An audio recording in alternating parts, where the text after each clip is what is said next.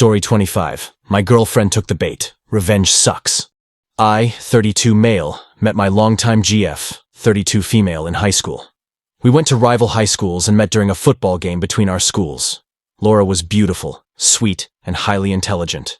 I was on my school's team but had not suited up because of a severe injury. Laura and some friends were sitting behind our sideline, and we talked. We hit it off with some teasing about our schools and ended up with each other's contact info. This was when cell phones were flip phones, so use that as a reference. We dated off and on during high school, kids being kids. And when I left for the army, she started seeing one of my friends. It was fine, and we weren't together, so I didn't hold a grudge. When I returned from the army, I discovered they were separated, and she now had a daughter with my friend. Life continued for a few years, and I eventually started seeing Laura again. Even though they never married, they had agreed to split custody, so my buddy had her as much as Laura. We became friendly one night after a party, and became a couple again. Our relationship grew to the point we had carefully worded conversations about if we were ever to get married. We dated for over 3 years, and it was going great when my roommate invited one of his former military buddies to crash on our couch until he found a place to stay. We'll call this guy John. He was a total player. He was tall, good-looking, and athletic. He was the total package in the looks department, but he was a dog in his personal life. More women were in and out of our apartment in 3 weeks than most guys date in a lifetime. My roommate even joked that we'd need a new couch by the time he left. Eventually, it got on my nerves when I came home to find this guy banging a girl in our front room. He would always laugh about it and make some excuse that he'd be more careful. This guy was juggling 4 different girls at the same time when I had finally had enough. I finally told Bill he had to go. I caught him chatting up Laura that day with his classic moves. I had been careful not to have her around the guy unless I was there. Laura had arrived at the apartment early and had to wait for me to come home from work. John took that as his opportunity to start laying his groundwork. He was telling her she could do better than me and doing his best to undermine me. He knew I didn't like him, and when Bill told him he had to leave, John confronted me and told me I should have manned up and told him myself. I told him he was only here because he was Bill's friend, and I wanted him out. He packed his stuff, and an hour or so later, as he was heading out, his parting words to me were, "Don't worry, bud. I'll make sure you pay for being a dick," and he walked out. I sat on a chair in the dining room on my phone, recording him as he was finishing up, and caught his final parting words. I showed it to Bill when he left, and Bill said he was sorry for allowing him to crash on our couch. Over the next few days, my relationship with Laura changed. She suddenly had plans with friends, and our time together started to have its hiccups, like her being a little distant. In the meantime, Bill and I were still stunned by the number of women John was posting about. He sent Bill all kinds of pictures of his conquests daily. One day, Bill came out of his room with a pissed-off look and told me I needed to look at something. He handed me his phone, and it was John taking a POV pic of him with a woman from behind.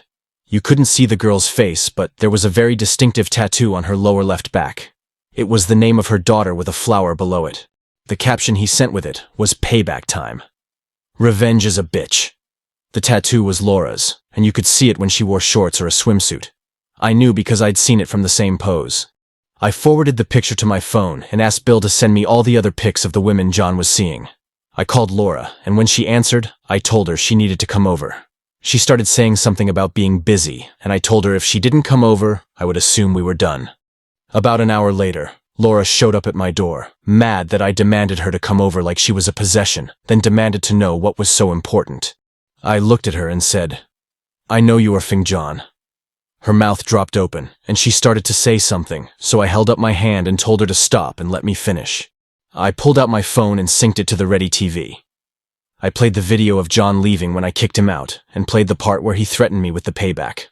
Laura said that wasn't proof of anything. I could see her processing what he said even as she said this. I opened my text message thread with Bill and started scrolling through all the pictures John had sent him of doing various things with his little harem of girls he was juggling. He bragged about having sex with 3 on the same day, and none knew about the others.